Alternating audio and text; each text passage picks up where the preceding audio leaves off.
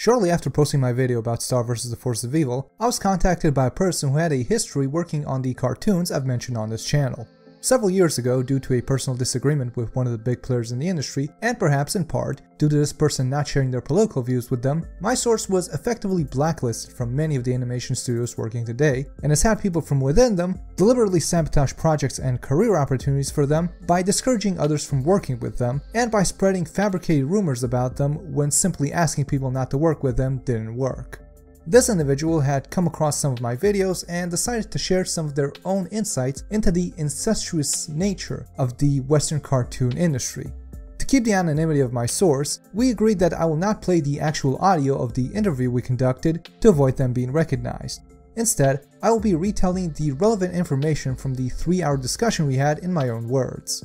I've confirmed that this person is indeed who they say they are, however, I have no way of confirming the things I was told by them are true, so just keep that in mind. All I can promise is that the following is an honest and accurate account of what I was told by them. You'll have to decide on your own whether you believe it or not. Everything I'm about to divulge here should be prefaced with the word allegedly. So where do we begin?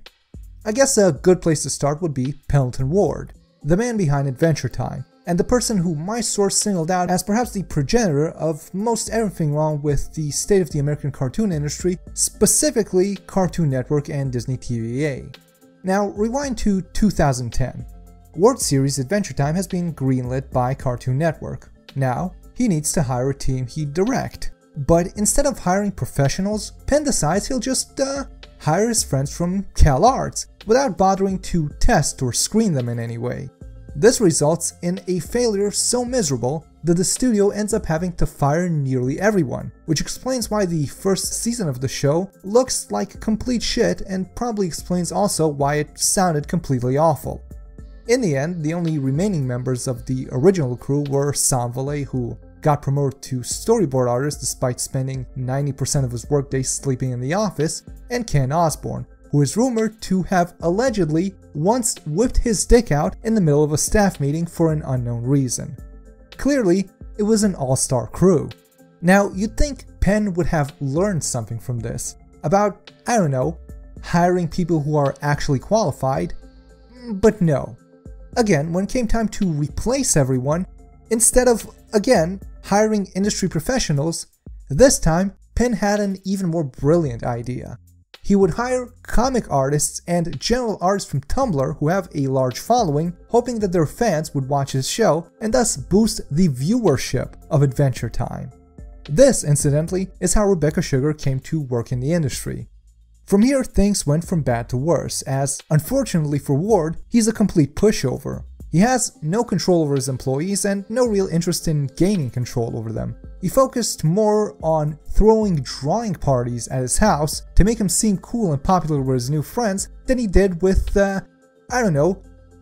actually directing them and telling them how to do their job. To help him do this, Ward instituted a nearly supervision-free board-driven system of writing for the show. See, the system worked like this. The directors would give the storyboard artists an outline of the episode's plot, and then let them just do whatever they want.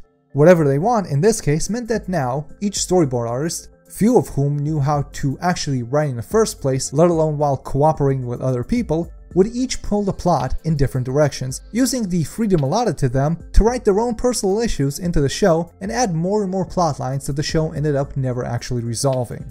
The constantly changing staff, lack of communication between the artists, unwillingness by any of them to confront the other artist when they came up with bad ideas, and a lack of a guiding hand to keep things on track and tell people no, meant that no one really knew where the show was going at any given time, and both Adventure Time and subsequent similar shows suffered from an unprofessional and toxic work environment where much of the day is wasted on petty bickering and ideological one-upmanship between the staff members over who racks up more impression points.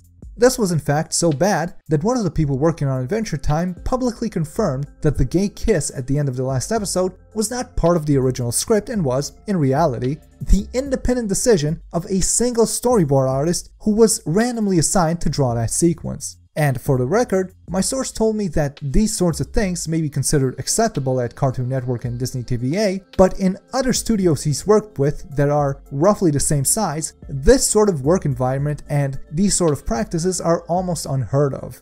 When he worked at more professional studios, he told me that he experienced a mostly professional work environment with an engaged supervisor, pre-planned stories, and a clear allocation of duties resulting in a better show with a coherent plot. Eventually, unable to handle the stress of actual work, Ward just threw up his hands and cashed out, effectively leaving the show in the hands of Adam Muto. Then again, maybe Ward was just running while he still could before he got busted again for constantly stealing shit. And we're not talking about office supplies here, we're talking about intellectual property. You see, Ward has some pretty sticky fingers when it comes to other people's ideas. And most of what shows up on Adventure Time is just stuff that he saw online and thought to himself, shit, that looks cool, I guess I'll take it. For example, the staring horse from episode 28 he ripped off directly from Kate Ban's Hark a Vagrant. And in fact, the show's entire art style is rumored to have been lifted from somewhere else, possibly an anime show called Kaiba, which explains why they had one of Kaiba's directors as a guest director of one of the episodes. But the greatest of these little heists, however, was the time he stole a character from a retarded child. You see, at some point, a kid that might have been retarded or autistic sent a drawing of a fan character he made up to Ward, and Ward just put it in the show, without asking anyone. The studio eventually found out about this somehow, and scrambled to retroactively fabricate a character creation contest so they can announce this kid as the winner. Although the parents still found out since they never entered anything into any contest and their kid couldn't have done it himself, so the studio ended up having to still quietly pay them off to avoid a lawsuit. Ironically enough, the character itself, Meow, is very possibly a ripoff of Killer Queen from JoJo's Bizarre Adventure. Killer Queen 第3の爆弾バイツァーダスト Now, the important part of all of this is that because Adventure Time was so successful, and because the people involved and their friends ended up working on or creating other shows, thanks to either nepotism or studios hoping to make lightning strike twice, everything that Pendleton Ward did, from hiring from Tumblr to drawing in the CalArts sausage mouth style, was copied by his successors and proteges. So now, thanks to him, the animation industry's new standards are for showrunners to hire their friends and people off of the internet without qualifications or any kind of oversight. The way that the shows are written creates incoherent plots with more plot holes than Pennacotta Fugo's suit. I'm sorry, I let my friend proofread my script and she put a bunch of JoJo's in here. Anyway, pretty much all the things I suspected about the shows I talked about in previous videos were pretty much absolutely right. So let's see how this comes into play in one of those shows. It's time we talked about Steven Universe. Again. Like I said, Rebecca Sugar got her job because Ward found her on Tumblr and hired her because she had a large following there. And since Sugar copied everything she learned working with Ward right down to using Tumblr as a help wanted ad, because of this, the writing and storyboarding of the show is just as messy and unsupervised as that of Adventure Time, leading to much of the same results. And while my source is no lawyer, they told me that from their interactions with the people involved, they believe that, just as I suspected, Steven Universe is actively written the way that it is because they're trying to avoid hiring men. They also confirmed that Ian Jones-Quartey probably got his job because he was Sugar's boyfriend. Speaking of which, Quartey, who now also has his own show, possibly thanks to Sugar, may be trying to do the same thing with OKKO, but without much success since his show doesn't have a good excuse to hire women to voice male characters. Now, in addition to confirming all the things I already know, my source did tell me a few other things that I think you'll find interesting. One aspect of the show that a lot of people were surprised I didn't touch on in my original video was the Steven bombs. The bizarre airing schedule where episodes will be aired in batches in between hiatuses, sometimes lasting up to 6 months. At the time, if I had brought it up, I would have assumed that it was the result of the crew being lazy and Cartoon Network having an awful management that can't keep their employees in line. But it turns out that that's not really the case. The Steven bombs exist to hide the show's abysmal ratings. See, it works like this. When the show was airing regularly, the ratings were bad and declining fast, and Cartoon Network knew that they'd be forced to cancel the show if it keeps up the way that it was.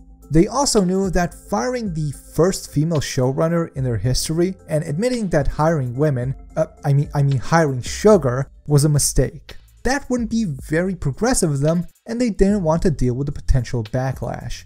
So instead, they came up with this. You see, every time a Steven bomb drops, the ratings spike due to the anticipation and the short flash-in-the-pan nature of dumping a handful of episodes in one shot. And those seemingly arbitrary time gaps in between bombs, they're the result of the network looking for good time slots to air this shit when nothing else is on so they don't have to compete, because if Steven Universe aired against anything halfway watchable, everyone would just change the channel. So combine all these factors together, and if you only look at the raw numbers, it looks like this show is doing gangbusters and they can keep Sugar employed while pretending someone wants to watch this shit. That's not to say that Rebecca herself is valuable or powerful within Cartoon Network, because as much as she likes to brag about how tough she is when facing the higher-ups, and even claims on her podcast that the gay kiss in a recent episode was the result of her standing up to the studio and demanding it, the truth is, according to my source, is that this is almost definitely a complete lie, and she was probably only able to slip it into the episode because no one noticed, just like everything else she puts in the show, because Cartoon Network has no standards and practices department the way that Disney does and probably should get one. In fact, let's take a quick detour here. One bad trend that started even before word got into the industry was cartoons sneaking gay kisses into the last episode of the show, because once it airs, it's too late for them to get in trouble with the network or get fired over this. They then pretend retroactively that they got the green light on this from the studio and that this was the corporation giving off a sign of allyship to the agenda that they're pushing. In reality, of course, like I said, in Adventure Time it was snuck in by one of the storyboard artists. The same is true with Legend of Korra, because Nickelodeon has a very small S&P department, and the creators even admitted that they slipped this under the radar. Disney's S&P division, by contrast, threatened to cancel an entire episode of Gravity Falls when Alex Hirsch tried to put a gay kiss in it, but he still managed to sneak it in, of course as usual, into the last episode. Now, Napsy claimed that Disney gave her the go-ahead to put a gay kiss into Starversus mid-season, but from the sound of the story she tells about it, it comes off like the person who was supposed to tell her not to do this didn't really feel like arguing that day. And like I said in my video, the moment Disney noticed a hint of backlash, they pulled the episode entirely, but eventually brought it back when people didn't raise enough of a stink about it to make this financially worthwhile. The point is, what you're seeing isn't an industry deciding to promote an ideology or support a cause. It's two studios, both of which employ the same small group of people who are all friends with each other or lovers of each other, we'll get to that, and whose combined numbers aren't enough to fill up an entire room. Letting their guard down and having this tiny handful of people exploit the fact that they're not paying attention to smuggle their propaganda onto the airwaves. And I have a feeling that the moment these studios catch on, or the second one of these cartoons causes enough of a controversy to give them some bad press, the executives up top are going to put a much tighter grip around these people's necks. But getting back to the point. Sugar's stories about how she supposedly forced the studio to let her put a gay kiss on screen are probably a complete falsehood, since if Sugar's supposed influence over the studio is so great, it sure doesn't explain why she wasn't able to stop them that time where everyone on the crew got a massive pay cut, and when Rebecca tried to complain about it, they just told her to fuck off.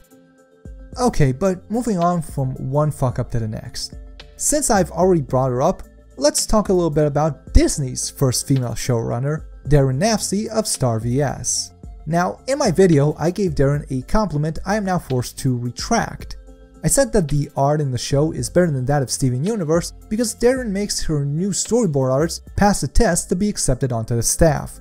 And that's how it was painted to me in the article I read that was trying to make her look good. But that's not exactly true. See, Napsy doesn't actually do this. I mean, at least not by choice. It's a requirement by Disney TVA for all of their shows. And not only does Nafsi not do that, she doesn't really do anything. If you thought what I said about Ward and Sugar made them sound lazy and useless, Nafsi is all of that, but 10 times worse. Nafsi is so incompetent that after the first season of the show aired, almost everyone who worked there either quit or planned to quit, and the show's directors intended to stage a coup and kick Nafsi out. She was only saved because one of them still liked her and refused to play along, and maybe, much like Sugar, possibly because firing your first female showrunner after one season would have been bad optics. In spite of all of this, and in spite of the fact that Nafsi does literally nothing on the show besides sit in her office and doodle while the storyboarders fuck shit up like they did with Ward, Nafsi has the nerve to make her show even worse by randomly firing people she's angry at for no good reason. Elth Romanellis, for example, who was one of the show's only good artists, got temporarily kicked out for a while because something he said made Nafsi angry, and to this day apparently neither he nor anyone else really knows what exactly that even was.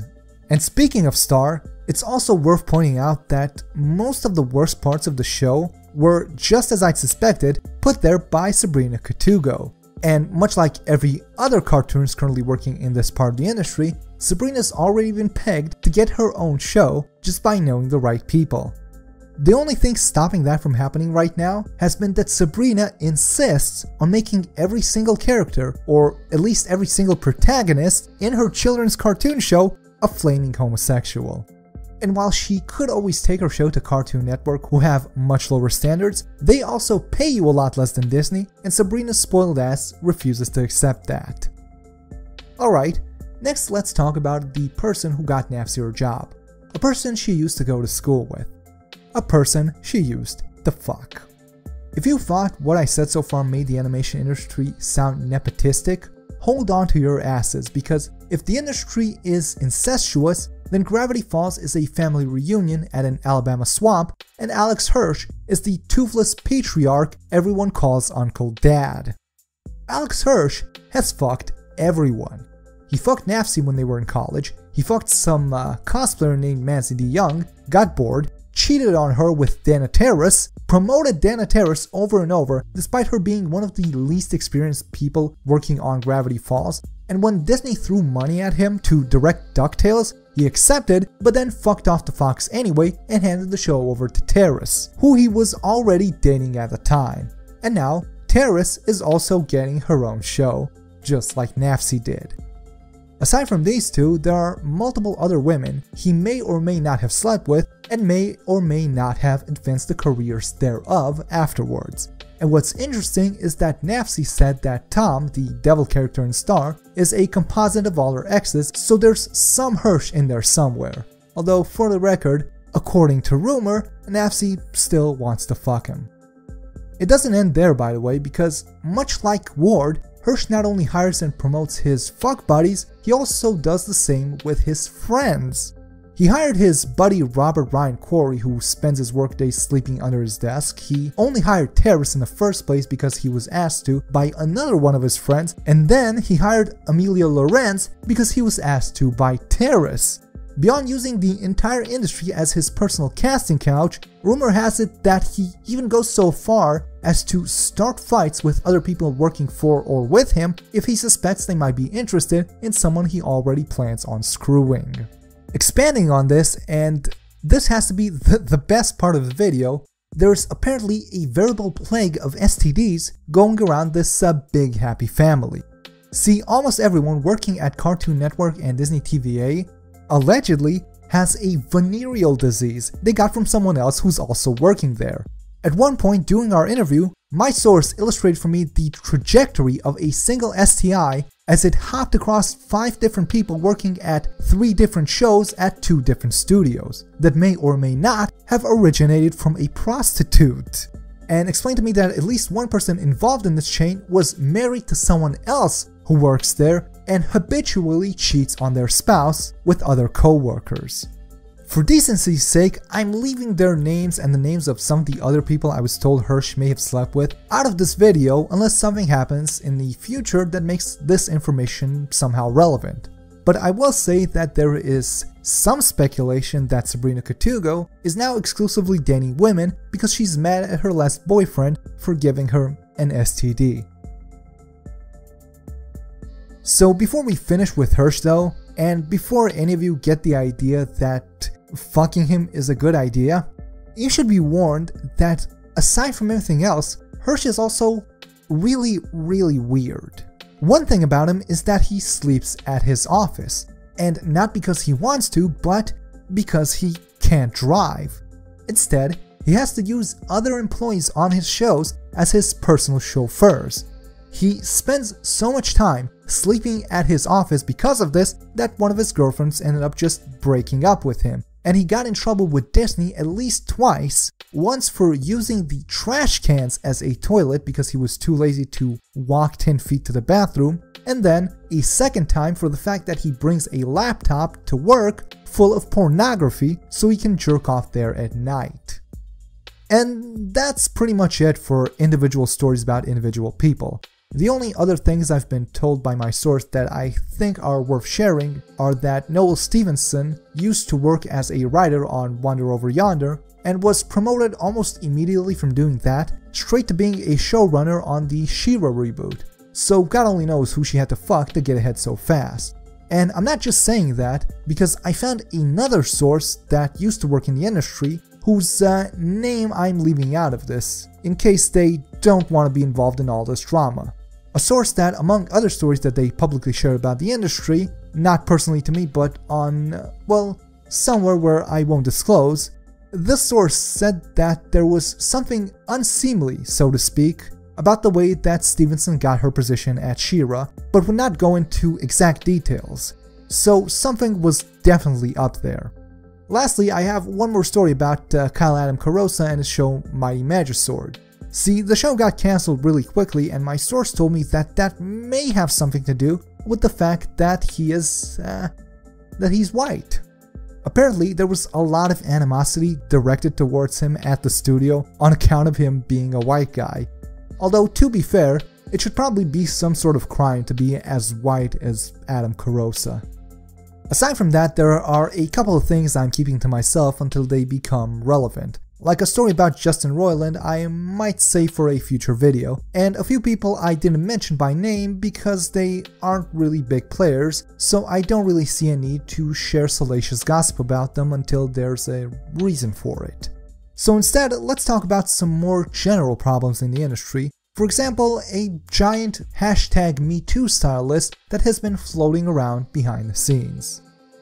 After some cartoons were exposed for being pedophiles and sexual harassers, and probably rightly so, a list started circulating among a close circle of like-minded members of the industry where women can add men they believe are sexual predators. Now, concerning as it is that anonymous accusers can slander people with no evidence behind closed doors using this list, I can't complain since I myself have said that I suspect that this industry is overrun with creepy sexual deviants. Rebecca. So I should at least be able to be a little bit forgiving towards this list thing if I were able to give it the benefit of a doubt that it's being used to out actual predators. However, I can't give it that benefit of a doubt because my source revealed to me that it is already being used by members of the progressive clique that's circulating it to smear innocent people as revenge for petty grudges that they're holding against them. Another problem is women in animation. I mean the organization Women in Animation, not well, maybe a little bit. Anyways, in recent years, the Animators Guild partnered with an organization called Women in Animation, WIA for short. When my source brought them up and their director Margaret Dean, the name immediately rang a bell with me. Margaret Dean, where have I heard that name before? Nah, couldn't be, I thought to myself. So I went to Twitter and scrolled through my timeline just to make sure. And yep, lo and behold, there it was. I'd retweeted an email exchange only a few weeks ago that was posted by a black female animator from Indiana that she'd had with Dean. In it, she asks how this organization is going to help her get a job, seeing as how she pays them their membership fees. Dean answered by spending several months trying to brush her off and then insisting that she needed to move to LA and come to one of their group's social gatherings. Dean ignored every time this woman tried to explain to her that she can't do that and asked what she's even paying them for. Eventually, Dean just told this woman to fuck off. And that was the end of Ouia's amazing support of women of color in the animation industry. But no, there was still something wrong. There was somewhere else I've heard that name. It's impossible, I thought to myself, but I had to be sure. So I go to YouTube and I look up that disastrous trailer of that new animation show that Crunchyroll is producing with the money that they stole from their users. That show that's based on an awful webcomic that's ripping off Little Witch Academia and Madoka. That show with a trailer that doesn't show any actual animation but spends its entire runtime bragging about how diverse the show's staff is because they only hire women, all of whom are, by the way, white. That show that has crazy Kate Leth working on it. And there she was, Margaret Dean, right there in the fucking trailer of High Guardian Spice. Oh my god! Okay, but what does Ouia do that's so bad? Why am I even bringing them up? Am I just being a dick to them for being a women's advocacy group? Yes. I mean, no. The issue with Ouia is that, besides it being a useless organization with a free WordPress site which, much like Crunchyroll, with whom they've partnered, uses their membership fees for purposes other than the ones that they were intended for, like paying Anita Sarkeesian to come to some half-empty event instead of using that money to, let's say, find women jobs. Besides all of that, the problem with them is that they are actively trying to get people fired. Specifically, men. I could get into details about all of the ways that Ouia helps no one and basically embezzles the money that they get paid to buy themselves drinks, and I might just do that at some point when High Guardian Spice comes out and is inevitably a disaster. But for now, them not helping the animation industry isn't the problem, as much as them actively trying to hurt it by weakening its unions. You see, after the guild had partnered with Ouia, they had a meeting to announce it with their members. And when someone asked the head of the guild how they planned to meet the organization's goal of a perfect 50-50 split of men and women working in the industry, the head of the guild told them that they're just going to have to fire men. Presumably to be replaced with underqualified women that were given jobs because they're friends with someone at Ouia, as Ouia has been alleged to do. So I'm not really sure how the already weak Animators Guild plans to ever stand up to anyone ever again when one of their members' rights is being violated, when everyone knows that they're a paper tiger that doesn't object to its members losing their jobs. Or how it expects to leverage their already small numbers when the people it depends on for shows of force won't willingly or enthusiastically cooperate with them after they see that their own union, that's supposed to protect them, will stand idly by as they lose their livelihoods because a group with no power or influence and nothing to offer them in return told them to let them get shit canned. So that's what you'll get if you join Ouia. At best, you'll get your money stolen so that a handful of old whores can use it to throw parties in LA, drink champagne, and finger each other.